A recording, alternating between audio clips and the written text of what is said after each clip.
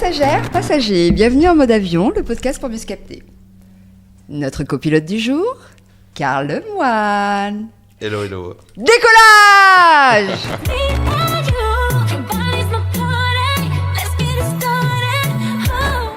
Salut, c'est Vingel Lavoie, autrice du Manuel du Bonhomme, et je suis accompagnée de Kenzo. Salut à tous, j'espère que vous allez bien. Kenzo Hassani, l'ingénieur. Aujourd'hui, on va décoller, ça va bien se passer, tout va très bien se passer, et ça va bien se passer. Let's go. Et on est accompagné d'un artiste. Mesdames et messieurs, je le rappelle, ici on a la dalle, et on est accompagné de monsieur Carl Lemoine. Ouais! Mesdames et messieurs.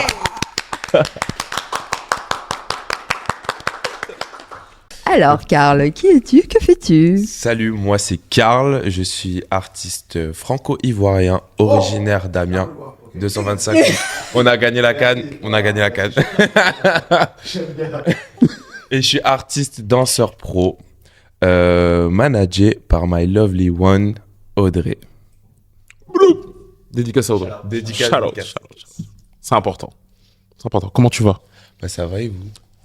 Ça va, très bien. Très bien, merci Ravi. de me recevoir aujourd'hui. Ravi de t'avoir à C'est un grand bord. plaisir, merci beaucoup. Voilà, ça va, il fait pas trop froid, pas trop Très chaud. à l'aise. S'il est en débardeur, là, c'est vraiment qu'il est à l'aise. Grave. Il a chaud, il a la dalle. À l'aise. Très à l'aise. Bien. Ouais. Bon, bah, on va commencer en mode décollage. On attache notre ceinture de bienveillance. Yes. Et donc, je vais commencer avec la première question pour nous mettre bien, pour décoller calmement. Let's go. Alors, j'aurais besoin de savoir quel est ton film de rupture? Ah ah. Celui qui te fait penser à une rupture, celui où la scène de rupture t'a marqué, celui que tu regardes quand tu romps. Alors, je me rappelle plus du nom. Du coup, on commence mal. Non, on va Mais trouver. il y a quelque chose qui m'a marqué. Ma mère adore les films indiens, Bollywood. Et il y a un film où vraiment le mec il était malade. Mhm. Du coup, il était en fin de vie, mais il le disait pas à la meuf. Et du coup, la meuf était amoureuse de lui et tout. Et en fait, à la fin du film, il meurt. Et du coup, voilà. Et c'est Devdas. Ouais. Devdas. Devdas. Mais- C'est un Merci, classique. Audrey. Alors, mesdames et messieurs, pour ceux qui ne connaissent pas Devdas, c'est un classique. Le film dure 4 heures, quand même. Le film dure 4 heures. C'est le seul film où je suis resté éveillé jusqu'à la fin. Et en plus, à la fin, il meurt. Ouais, il meurt. Bon, du coup, on a spoilé le film. On a spoilé le film. Et je vous jure- Allez le voir. Et je vous jure que ça m'a marqué. Ok, Ça m'a marqué. d'accord. Eh, mais il est touchant, le film. Vraiment. Ah, j'ai failli pleurer, moi. Moi, j'ai pleuré. Le film, en vrai, tu regardes le film, je te 4 jure. heures. Moi, je me rappelle encore, j'étais chez une cousine. Au début, je savais pas qu'il durait 4 heures. On regarde le film comme ça. Maintenant, je commence à regarder l'heure. J'ai purée. On a commencé à midi, il est 14h30. Le goûter. On est encore devant le film. Mais le film, il est poignant de fou. Ouais, vraiment, ça te prend au trip. Ok, ok. Devdas. Excusez-moi, messieurs. J'ai un message de la tour de contrôle. On a un signal faible, faut que tu répondes à une question. Ouais. L'amour rend-il aveugle? Oui. Ok, next oui. question. Alors là, je réponds de tête. Ah oui. Ah ouais? Je Vas-y, peux je explique-nous. développe. Oui, tu Ouais. développes. Pourquoi l'amour rend aveugle? Parce que parfois Alors, il y a 2 types d'amour pour moi. Il y a être amoureux du potentiel qu'on peut avoir et être amoureux de la personne sur l'instant T. Du coup, ça veut dire que quand on est amoureux du potentiel qu'on peut avoir, on est indirectement toxique avec soi-même et dans une relation toxique parce que on n'aime pas forcément ce qui se passe actuellement. On est amoureux d'un potentiel futur et le mot potentiel, j'insiste dessus parce que moi, c'est ce qui m'arrive souvent dans mes relations. Je m'occupe pas de ce qui se passe actuellement, je m'occupe de ce qu'on peut avoir, mais pour avoir ce qu'on veut, il faut s'occuper de ce qui se passe là. Du coup, pour moi, c'est à ce moment-là où tu es aveuglé par l'amour. Et aussi, je prends l'exemple de mes tantes. Je fais un petit pic, là. Bah, moi, j'ai des cousines, elles sont grave mal élevées. Voilà. Et, mes tantes, elles les défendent tout le temps. Parce qu'elles sont aveuglées Même par si elles l'amour. vont faire une dinguerie. Et pour moi, ça, c'est être aveuglé par l'amour qu'on a envers ses enfants. Mince. Du coup, voilà. Ok, waouh. J'espère que les cousines ont sortirai des pas gilets de prénom. pare-balles. Non, mais c'est déjà pas mal. C'est déjà pas mal. large. Donc voilà. Ok. Et toi, Kenzo, penses-tu que l'amour peut rendre aveugle? Alors moi, c'est très simple. C'est que nous, on est dans le concret, on est des ingénieurs en relation. Il y a un dicton qui dit que l'amour rend aveugle, le mariage rend la vue. Fin de transmission. Waouh! Non, je rigole.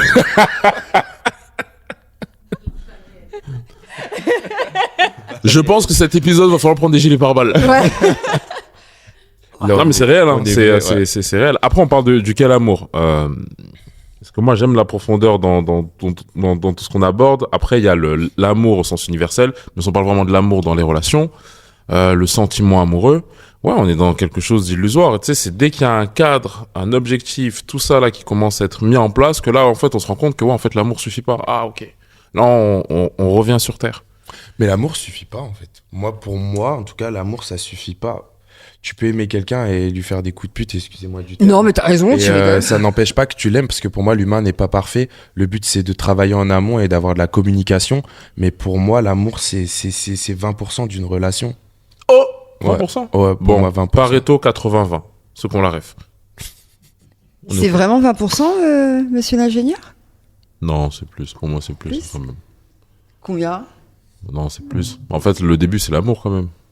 Donc en vrai, ça dépend sur quel prisme tu le regardes. Si tu le Ouais. regardes sur un prisme pragmatique, C'est du business.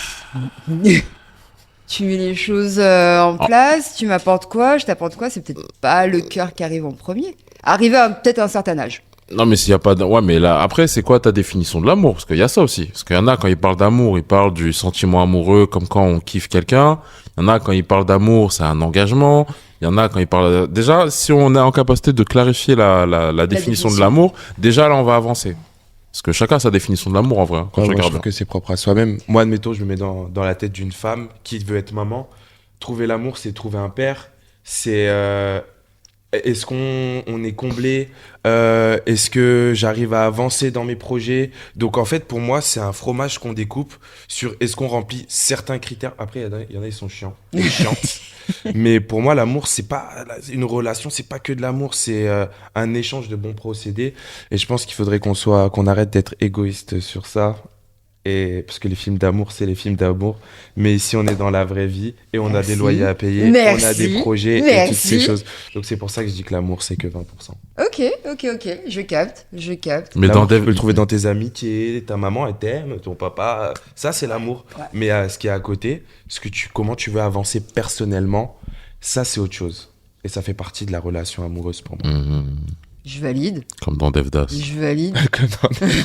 Non, je te jure, Je valide, je ce valide. film quand tu regardes. t'es Moi, trop- concernant est-ce que l'amour rend aveugle, je dirais pas il rend aveugle, mais il rend hyper tolérant. Hyper tolérant. Par amour, on est prêt à accepter tout et n'importe quoi. Alors que la personne à côté qui fait la même chose, on est là, mais vas-y, largue-le. Mais non, mais attends, il te fait du mal. Non, on n'y va pas. Alors que à côté, tu vis exactement la même chose. Donc, je pense que il te rend vraiment juste hyper tolérant. Mais non, mais ça ira mieux demain. Mais non, mais il va changer. Elle ou il. Mais du coup, je me permets de poser une question. Est-ce que c'est de la tolérance ou c'est de la naïveté? Oh, la régie là, franchement. La régie. Je pose des questions.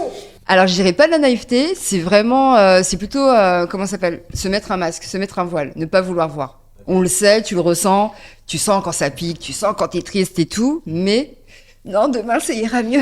Ah mais là, C'est ça là va partir en débat philosophique parce que en même temps, l'autre a le droit de faire des erreurs. Tout le monde va faire des erreurs en amour. Mais Mais au du bout de coup- combien on dit stop? C'est là où je dis que l'aveuglement arrive en fait. C'est quand, voilà, au bout d'un moment, tu tolères l'intolérable. Et c'est là où je rejoins le fait d'être amoureux du potentiel. Et du coup, comme tu es amoureux du potentiel, tu fais ça va s'arranger. Ouais. Ça va s'arranger. Ça va s'arranger. 3 ans après, tu es là, tu as... Mais c'est pas de l'amour que d'accepter. Mais en fait, accepter, c'est pas de l'amour, ça. Tout accepter, c'est pas de l'amour, ça. hein. Non, mais à quel moment c'est tout? À quel moment c'est pas assez? À quel Bah, moment mais c'est- justement, mais c'est le cadre que tu mets, en fait. Je m'explique. C'est pas parce que t'acceptes quelque chose, c'est pas parce que t'acceptes que l'autre fasse une erreur que ça veut dire que tu l'aimes. C'est comme un enfant. Un enfant, quand il fait une erreur, Je l'aime. tu l'aimes toujours, mais tu mets un cadre, en fait. Tu acceptes qu'il ait fait une erreur, tu mets un cadre pour que ça se corrige. Tu sais très bien que dès demain, il est probable qu'il refasse l'erreur, mais tu acceptes qu'il y a une marge d'erreur. Et en fait, à partir du moment où c'est pas assez, etc., c'est parce qu'il n'y a pas de cadre de base. Des fois, on pense que on aime la personne, elle fait une erreur, et quand elle fait l'erreur, on dit vas-y, je l'aime, je passe à côté. Mais en fait, il se passe rien derrière. Ça veut dire que les deux, dans leur fonction, que ce soit la personne qui fait l'erreur, que ce soit la personne qui accepte, en fait, il n'y a pas de correctif qui est mis en place. Est-ce que ça veut dire qu'en relation, on doit éduquer la personne avec qui on se met? On s'éduque tout le temps. C'est mutuel, Ok. ouais, pour moi. On s'éduque tout le temps en relation. Pourquoi? Parce qu'on s'influence. Et l'influence, c'est une forme d'éducation. Maintenant, c'est ma posture. Maintenant, il y a des personnes qui vont dire, ouais, mais je suis pas là pour éduquer l'autre. Tu n'es peut-être pas là pour éduquer l'autre, mais quoi qu'il arrive, tu l'influences. Ok. Et ça, tu ne peux pas le changer. C'est-à-dire que tu te mets avec une personne, tu partages ta vie avec. Le seul moment où cette personne ne t'influencera pas, c'est quand vous ne serez plus en relation. Parce que même à distance, en relation à distance, vous vous influencez. Donc maintenant, où est-ce que tu mets le critère éducation? C'est ça le truc.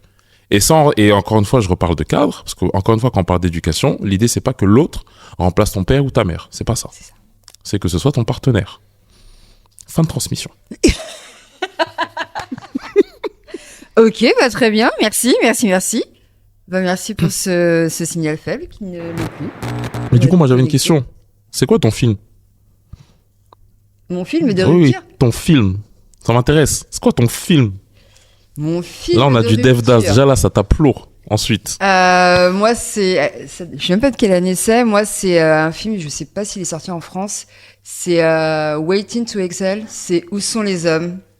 Merci. Avec Whitney Houston, Angela Bassett, Layla Roshan et comment ça s'appelle? Loretta Devine. Et l'histoire, c'est une femme qui est avec son mari. Elle se prépare pour aller à une super remise de diplôme pour son mari. Enfin bref, ils gagnent un prix, un truc de ouf. Ils ont une grosse maison, ils ont 2 beaux enfants, tout se passe super bien. Et pendant qu'elle est en train de se maquiller, le mec arrive, lui il est en costume et tout. Et elle dit ah ça va chérie et tout. Il fait ouais mais tu viens pas ce soir. Elle lui dit ah qu'est-ce qui s'est passé? On n'y va pas et tout. Il fait non. Toi, tu vas pas. Moi, j'y vais. C'est un connard. Et elle fait attends, mais avec qui? Avec sa petite secrétaire d'une 20aine d'années. Et c'est gros pétage de plomb parce que le gars, elle a quitté sa carrière pour l'aider, pour Ouais. l'accompagner et tout. C'est un et classique. donc la rupture, c'est allez, salut.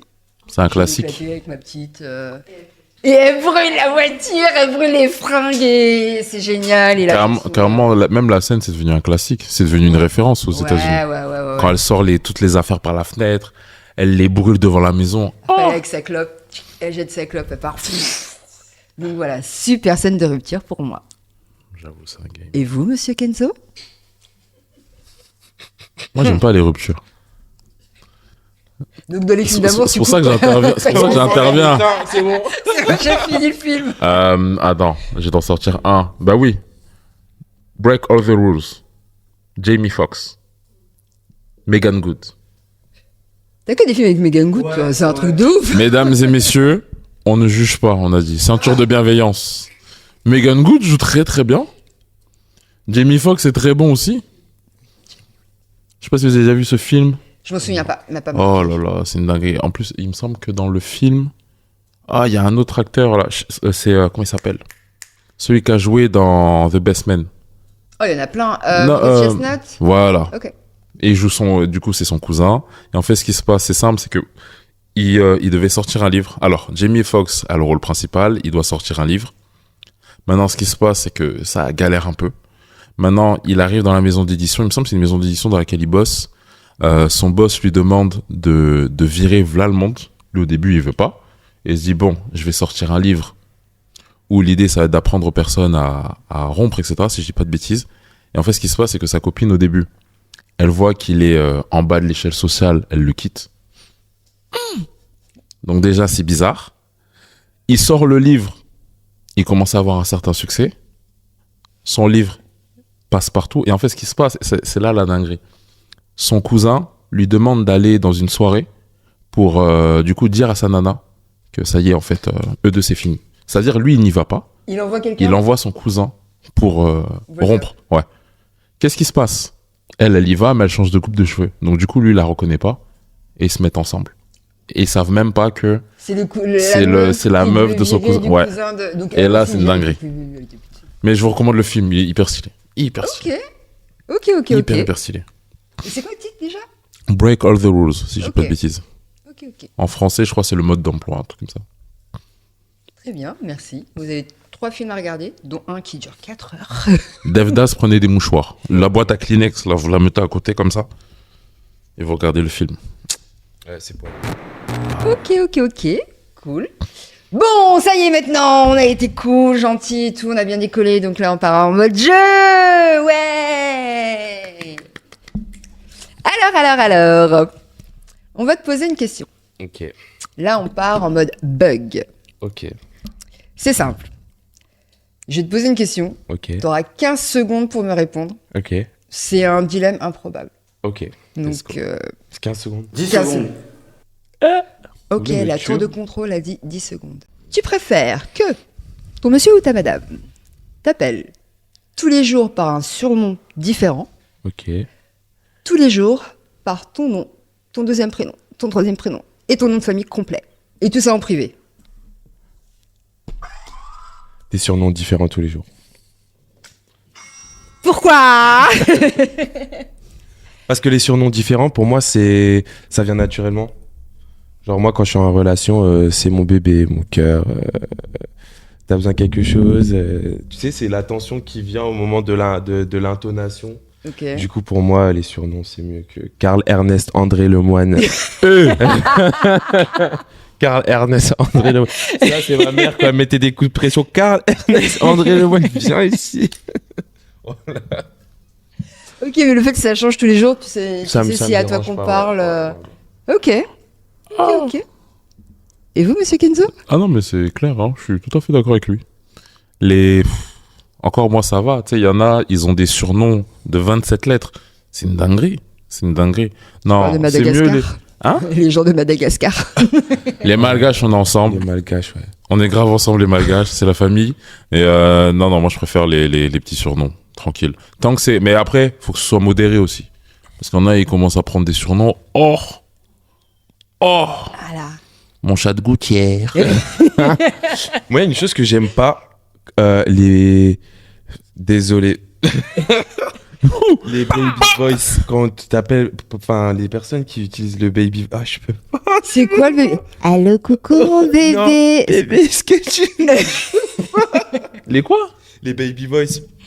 Il y a plein de personnes. Oh, Ah, donc, Oh bébé. un truc comme ça?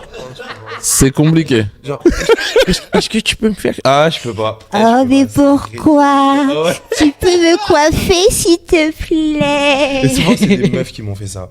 Je suis comme ça et tout. Putain. Je vais la larguer, c'est fini, là, c'est bon. J'arrive pas. Genre, je sais pas, paranormal. Ok. Après, il y en a, ils kiffent. Ouais, Mais, non, mais dites-nous, vous, en commentaire, si vous kiffez... Le baby boy. C'est mort, hein. Avec la baby face qui va avec et tout. Ah ouais, les yeux. Après, ils font ça. Ah ouais, les yeux manga. Non. Ça, c'est quelque chose, c'est... Carrément, là, je ressasse les Ah bah c'est ça. Ah, je me sens pas bien, là. Faut que tu fasses une chanson sur ça, je pense. Je crois qu'il y a moyen de sortir un truc intéressant. Je peux pas. Non, les gars. Carrément, je me serre les mains, là. Pas bien. À vous, monsieur Kenzo, pour la prochaine... le prochain mode jeu. Alors, let's go. Là, on va partir sur un vrai ou faux. Là, il va falloir que tu buzzes directement, instinctivement. La question est la suivante. Rappelez-vous, France 2. Alors, la question est, un couple qui dure partage forcément les mêmes centres d'intérêt. Un couple qui dure. Non. Oh! Non. Pourquoi? Parce que chaque être humain est propre à lui-même. Chaque être humain choisit ses limites et, comme je disais tout à l'heure, se met avec qui il veut. Et c'est pas parce qu'on forcément je vais rejoindre la religion. Moi, j'ai une famille où il y a des couples qui sont à la fois musulmans et chrétiens et ils partagent pas forcément la même religion, parce que pour moi, la religion, c'est pas le centre d'une vie, mais quand tu es dans la religion, c'est quand même un pilier. Et enfin, le couple dure, il n'y a pas de différence. Pour moi, juste comme je dis, le plus important dans une relation, c'est la communication qui va faire durer le couple. Bien vu. Notre invité est très chaud. Yeah. Notre invité est très très chaud.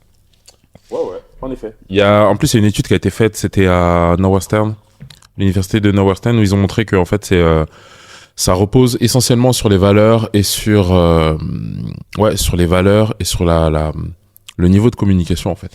C'est le niveau de communication, comme tu l'as dit là, qui fait que on peut avoir des centres de loisirs T'as totalement vu différents. T'as vu? Mais oui. Mais oui, tu vas me faire ton propre podcast, parler d'amour. À fond. Mais aussi driver des personnes qui sont perdues. Allons-y. Allons-y. Bon, troisième jeu. Let's go. Troisième jeu. Là, c'est la traduction. Ok. Tu vas devoir nous dire ce que tu comprends quand quelqu'un te dit cette phrase. Ok. Waouh. Alors, Ok. la question est pourquoi tu restes avec moi alors?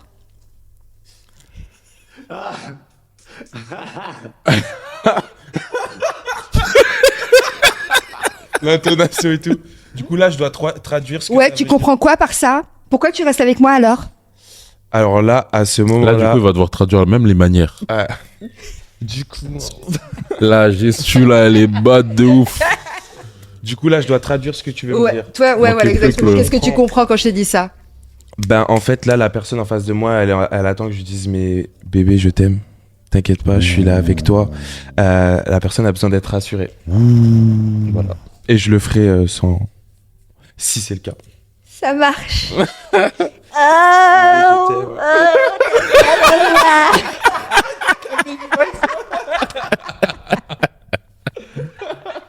Ouais, je pense que c'est une personne qui est en détresse et qui a besoin d'être rassurée. Moi, je suis comme ça parfois. Ok. C'est pas forcément des comportements toxiques quand c'est de temps en temps. Maintenant, quand tu demandes tout le temps d'avoir des preuves qu'on t'aime, ça devient chiant et ça lasse la personne qui est en face parce que ça laisse pas de répit. Néanmoins, c'est un moment de détresse et je pense que si tu es en couple, tu dois tout le temps être là pour les faiblesses de la personne que tu aimes. Waouh. Je pense même que, au-delà des faiblesses, je pense que c'est un trauma même. Ouais. Quand les gens n'ont pas fait la paix avec leur trauma, ben du coup ils Il renvoie ça sur toi. renvoient ça à la personne. Peur de l'abandon. De la trahison. De l'injustice. Tu rejettes. J'ai vécu ça. Ouais. Vraiment, je parle ouvertement, on est ici pour être vrai. Ouais. J'ai eu... Alors en fait, moi, dû à ma sexualité, je suis très fluide. Donc, je vais où Humain. les gens m'emmènent, je suis humain, j'aime l'être humain. Et j'ai eu une enfance où j'ai pas forcément pu exprimer qui j'étais, parce que j'ai dû porter la casquette du grand frère, tout en ayant un grand frère. Mais mon grand frère, c'était très catastrophique avec mes parents quand il était jeune. Du coup, il est parti tôt. Du coup, j'ai dû jouer le grand frère. Du coup, j'ai toujours dû être quelqu'un d'autre. Ok. Et du coup, je me suis abandonné. Et mes parents ont toujours été là pour moi, mais pas là pour le vrai moi. Ouais. Du coup, dans mes premières relations, je suis sorti avec des hommes plus âgés pour justement combler ce vide, peut-être, d'avoir ce soutien, de ne pas me sentir abandonné. Ouais. Du coup, j'avais souvent ce réflexe de mais pourquoi t'es là? Et du coup, ça devenait un peu trop chiant parce que j'allais jusqu'à la limite. Ouais, Vraiment pour voir, ouais. il m'aime ou pas, il m'aime ou pas, il m'aime ou pas. Et si je fais ça, et si Ouais, je fais si ça, ouais. Et au final, j'étais toxique pour moi-même parce qu'au final, j'étais dans l'autodestruction. Et du coup, si j'ai un conseil à vous donner, remettez-vous en question, le gars. Personne n'est parfait. Et il n'y a pas de honte à consulter parce que c'est ce qui m'a aidé. Merci. Notre invité est très chaud. Je sais, Non, mais c'est important. C'est important. La remise en question et le travail personnel, développement personnel, c'est primordial avant d'être en couple. Parce qu'en vrai, tu es en couple avec toi-même avant d'être en couple avec quelqu'un. Le couple, c'est un plus. C'est pas une nécessité. Quand on meurt, on est solo. Donc, Oh, Donc, t'as mis un micro chez moi, t'as fait quelque chose, c'est pas possible. non, c'est comme ça que je pense.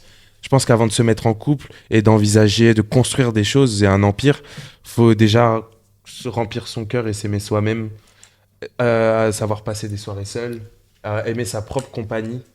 Et ensuite, là, tu peux te permettre d'aller partager des choses avec quelqu'un. Merci beaucoup. Retenez bien, enregistrez, capture d'écran, tout ce que vous voulez, réécrivez, mais... Ça, Là, je sens que les personnes qui vont regarder vont commencer à faire « Oh, c'est trop mignon !» Réglise. Alright. Bon, bah là, on passe... on enchaîne sur en mode bonhomme. Ok. Donc, on va tirer une petite leçon du manuel du bonhomme que j'ai écrit. Un petit manuel pour les hommes. J'ai pas l'impression que t'en aies trop besoin, mais on peut tous se remettre en question à un moment donné. Lui, il a déjà l'assertif. Ouais, grave, Il est déjà grave. Bah, en plus, ça... t'as déjà répondu dans la question là, en mode bonhomme, parce que la question est... Tu entames une relation sérieuse alors que tu habites chez tes parents et que t'as pas de plan, parce que tu es stable dans ta tête et dans tes finances, parce que t'as enfin les fameux 10K, ouais, qui font de toi un homme. B pour moi. Oh, c'est logique. Bah oui. Merci. Bon, bah, comme on l'a dit, bonhomme certifié. Si vous avez des questions... Il va repartir avec l'encoche bleue. Certification. Certification, bébé. Trop mal. Je vais être traumatisé en partant d'ici. On va voir. Eh ben, top. Monsieur Kenzo, avez-vous quelque chose à ajouter un challenge à ajouter, à proposer Le challenge qu'on va proposer aujourd'hui, alors pour que tu le saches, en fait, chaque épisode, on apporte un tips aux personnes qui écoutent pour qu'elles puissent le mettre en pratique dans leur relation. Là, déjà, t'en as donné pas mal. C'est très intéressant. Pour le tips d'aujourd'hui, ce que je vais inviter les personnes à faire, c'est déjà là, on a parlé de faire le travail sur soi, de pas hésiter à consulter. Ça, c'est extrêmement important. Je partage essentiellement cet avis aussi. Le challenge du jour, ça va être très simple. Ce que je vous invite à faire, c'est vraiment de regarder c'est quoi pour vous la relation idéale. La relation idéale pour vous, pour l'autre, et de voir en fait si on est dedans ou pas. En fait, la question c'est est-ce qu'on serait en capacité de sortir avec soi-même en fait. Wow, j'ai jamais pensé à ça. Oui. Ouais. Est-ce que j'estime que je suis le partenaire idéal? Parce que des fois en fait on a plein d'attentes envers l'autre. On se pose pas la question mais est-ce que moi aussi là je suis le partenaire idéal en fait? Okay. Et le fait de te poser la question, techniquement, tu vas offrir le meilleur de toi à l'autre et c'est ça qu'on veut. Ça te parle ou pas? C'est une dinguerie. J'ai jamais fait une introspection comme ça, genre. Ah. Mais du coup, là, tu viens d'ouvrir des portes dans mon cerveau. J'ai réfléchi. Mais là, comme ça, vous sortiriez avec vous-même? Ouais. Ou pas? Ok. Parce que je donne tout à l'autre. Il a remis en question. Ah, il est en train de réfléchir. Quand il a commencé à réfléchir, il a regardé vers l'ouest. Alors... Il a commencé à regarder vers l'ouest, il a dit ah ouais. Ça veut dire ça. Il y a des miroirs si tu veux te parler à toi-même. Mais ouais, en fait, comme je suis entière et je suis toujours de bonnes intentions et je me remets beaucoup en question. Nous les taureaux, n'est-ce pas? Et on n'aime pas mal faire, on n'aime pas décevoir, il y a plein de choses comme ça. Donc, vu que je refuse de faire subir ça à quelqu'un... Mais les taureaux, coupez vos cornes. Coupez vos cornes. Non, je plaisante.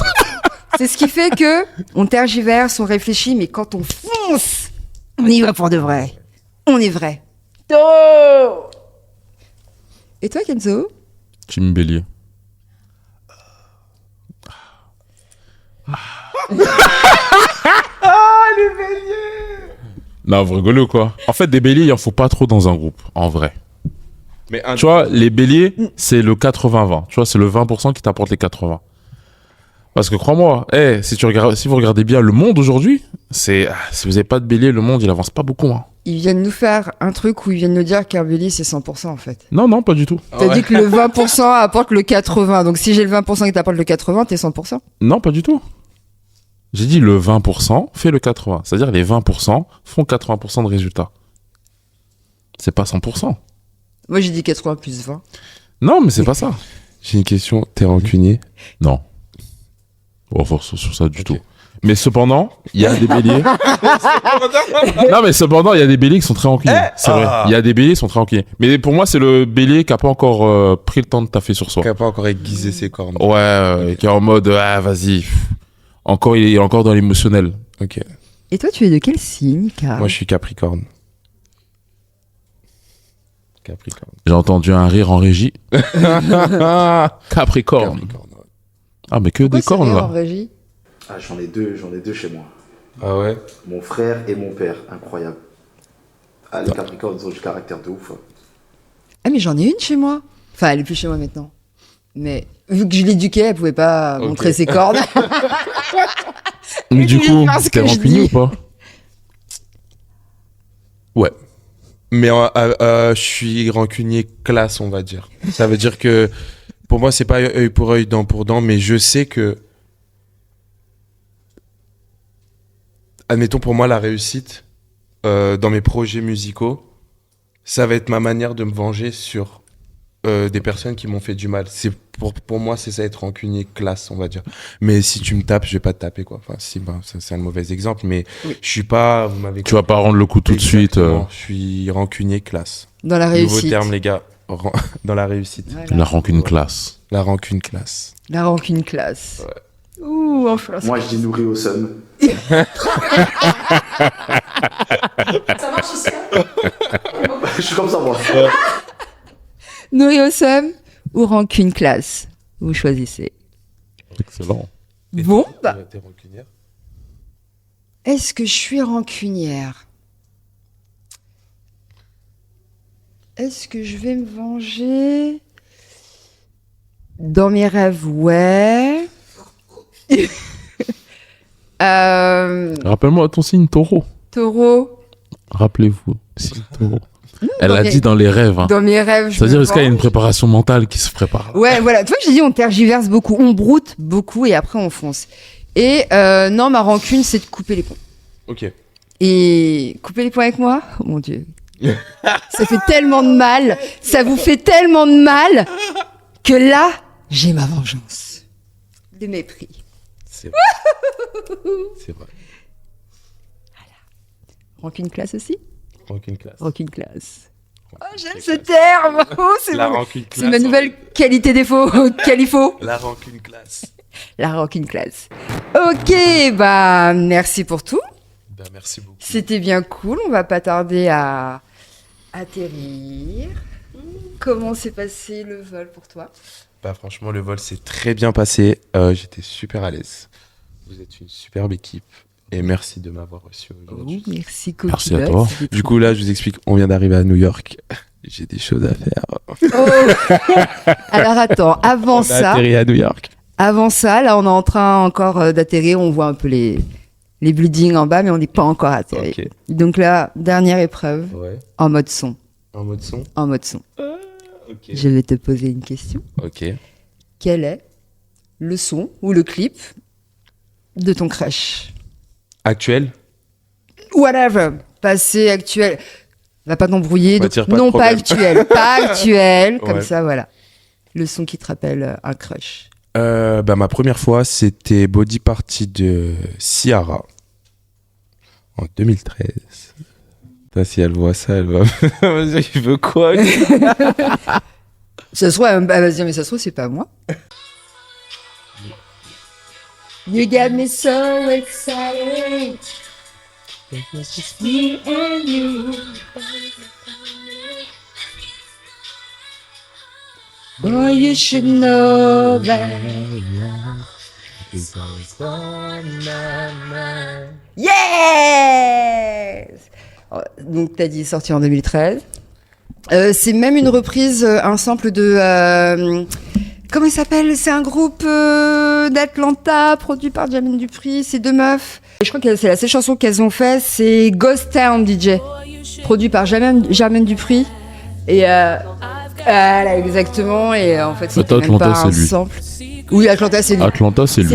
Merci. Merci beaucoup. Merci à toi d'être venu. Là, on est atterri, ça y est, hop. On est à Newark ou, New York, ouais, ou New JFK? York, ouais. On est à quel Newark, l'aéroport Non, du JFK. pauvre ou Non, JFK. JFK. JFK. Et Ouais. tu vas faire quoi alors? C'est quoi la suite?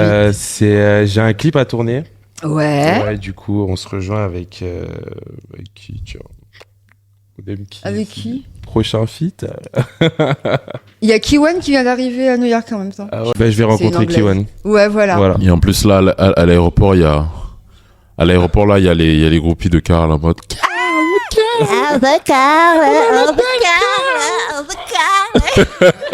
Merci beaucoup, les gars, de m'avoir reçu. Merci Merci à à toi toi. d'être venu. Merci. Je te laisse conclure, monsieur l'ingénieur. Yes, on espère que vous avez passé un très bon épisode. N'hésitez pas à suivre nos réseaux sociaux, les réseaux sociaux de Karl aussi. Allez écouter ses sons sur Spotify, ils sont hyper stylés, ça va vous mettre en joie. En tout cas, j'ai kiffé personnellement. Donc n'hésitez pas à nous dire ce que vous en pensez juste en dessous. Et on se retrouve la prochain épisode. J'ai la dalle. Merci beaucoup. Merci, bisous, au revoir tout le monde. C'est trop bien. Frérot, j'ai la dalle. Tel un lion dans l'arène, je sévis. Je prends la capitale. Maintenant, je dois bâtir mon appui.